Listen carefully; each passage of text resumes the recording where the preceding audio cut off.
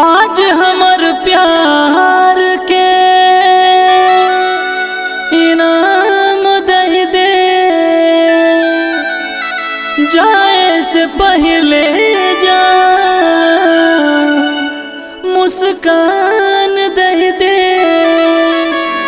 आगे लौट के दुनिया हमर चलली, आखिरी मिलन के पहचान दे दे।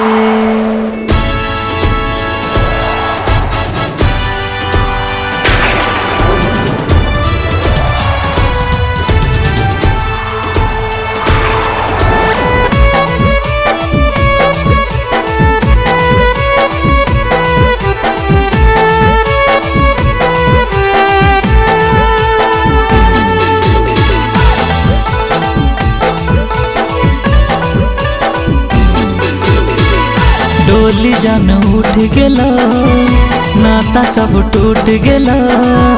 ई पगला मर जैतोगे, न कोनो नजर अइतोगे। डोली जान उठ गेलो, नाता सब टूट गेलो।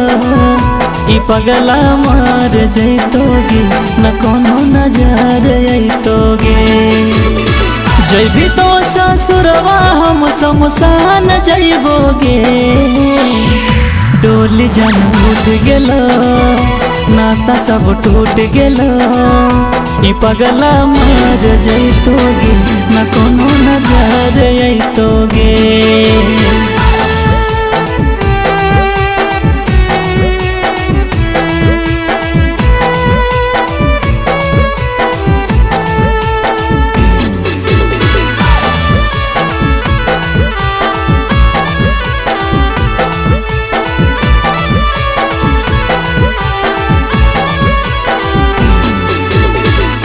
अंतिम घड़ी हो, भीड़ बड़ी हो।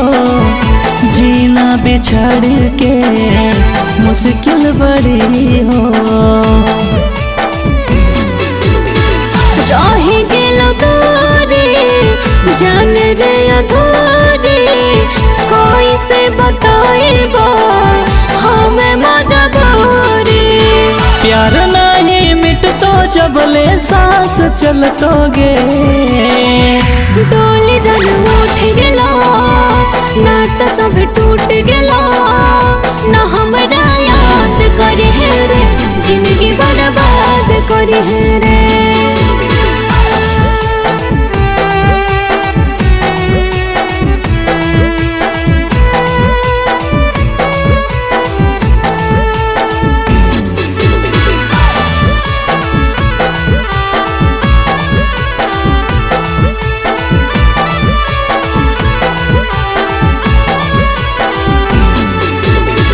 दुश्मन जमाना भेलै रे सोना। तड़पाई दिल के केहू समझे ना। हे जान गे दे दिल गाम गे, जो बेरहम गे। तोरे आदतियाबो दिन रात राम गे। रब आशीष तोरा बिसारे न पैबो रे। डोली जान उठ गेलो, नाता सब टूट गेलो। ई पगला मर जैतोगे, न कोनो